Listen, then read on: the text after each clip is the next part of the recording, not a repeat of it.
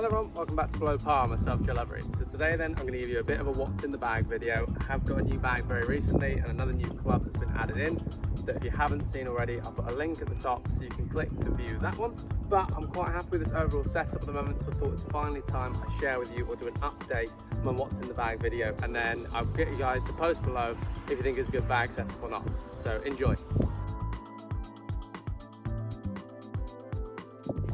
Let's start then with the wedges. I've got the Callaway Mac Daddy 3s. Tell you what, I'll do some close-ups after, that's going to make this even easier.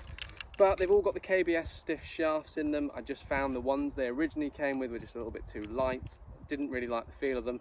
And I've got some Lamkin Grips on them as well. So slightly lower launching shaft. I ideally wanted the dynamic gold spinners, but for some reason at the time I couldn't get them. Not sure if they're back on the market now or not. So these are a few years old, and what you'll notice from the close-ups, they do have some lead tape on them. The reason is, certainly with the 54, I'm trying to move the centre of mass higher in the club head rather than lower, trying to keep the flight down slightly. So that's the reason for the tape. And then on the 50, I've got it slightly in towards the heel as well. Again, just trying to move the strike a little bit more towards the toe. I sometimes get a little bit heely with the 50. Not sure why, but I've added that in there and it's made a big difference. So I'll do some close-ups of these and then we'll go on to the irons. 54 as an example, this is probably one of the best ones that I've got in terms of what's most used. You can see these wedges are heavily used. They are no garage queens. You can see pretty well worn. However, really cool clubs. These obviously were the jet black ones. They've aged quite well. I quite like the sort of colour they've gone to, that sort of grey. You can obviously see there the lead tape, and then bounce of, I think it's 10 on the 54, so 10 bounce on the 54. So then we've got the Lamkin Grips, and they've got 3 wraps of tape under them as well, so just like them just being that little bit thicker.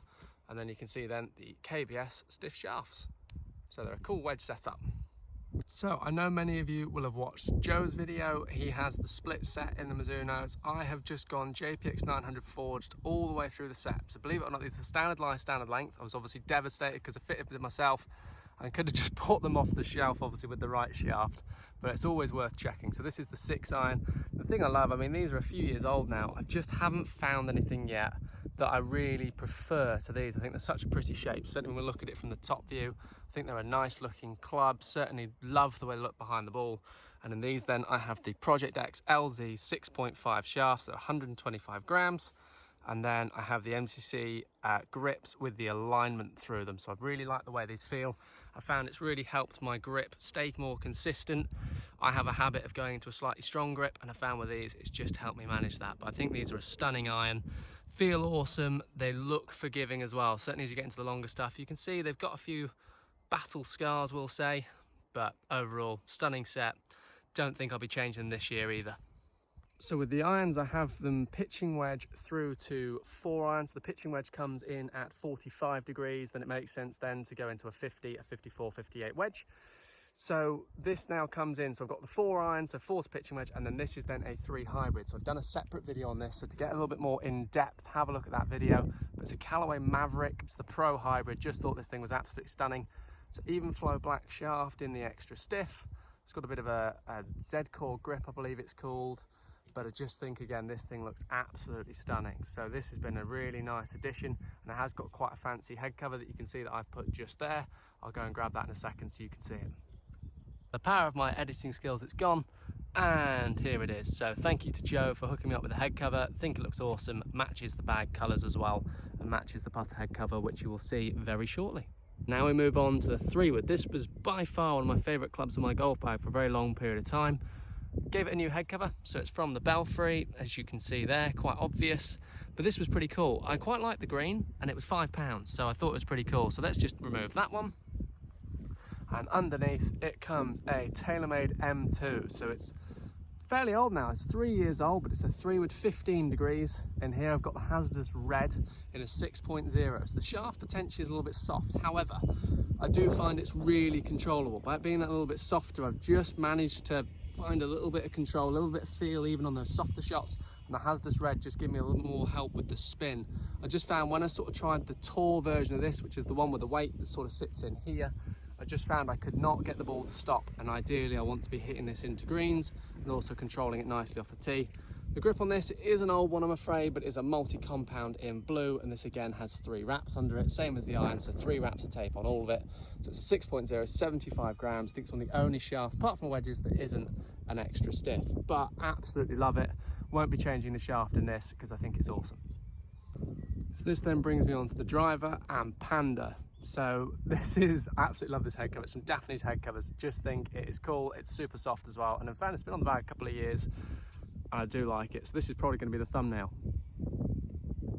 There we go, Panda's new bag.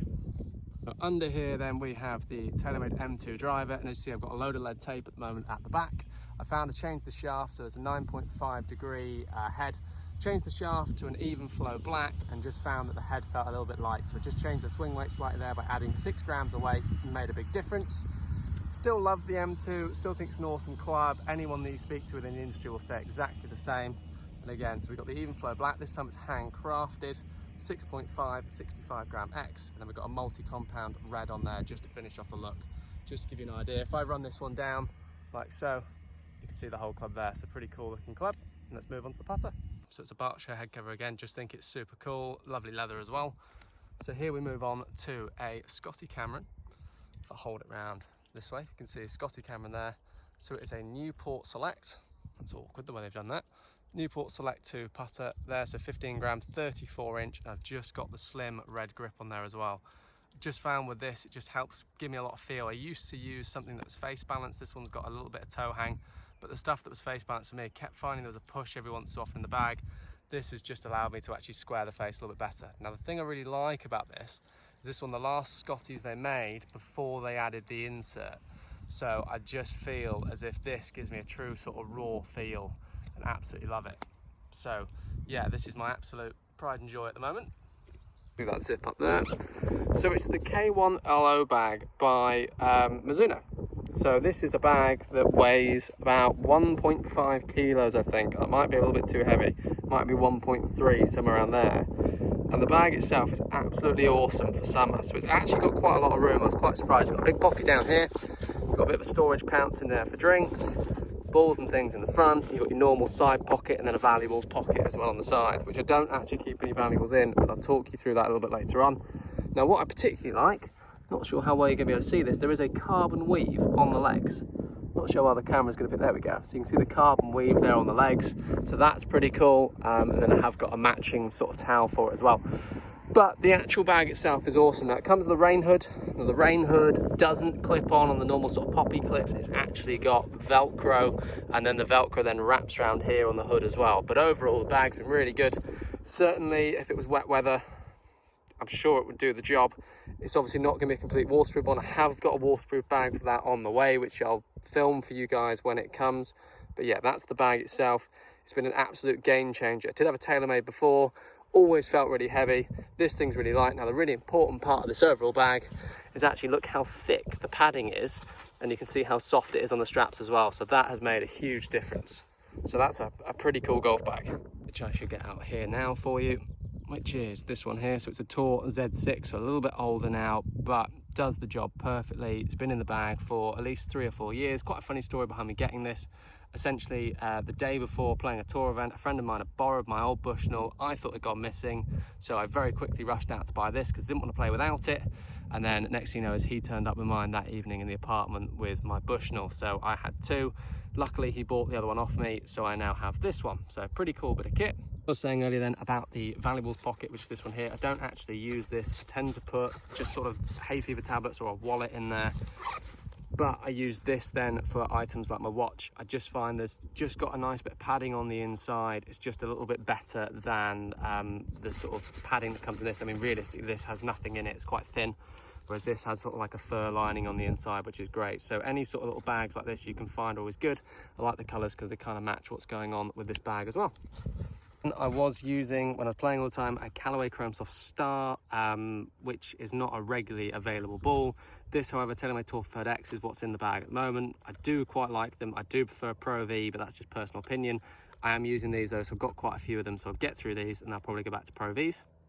So guys, thank you much for watching my what's in the bag video. So hopefully it gives you a nice idea as to what's in my bag at the moment, the reasons why, and then why I like my current setup so much, and it'll probably stay like this for a little while.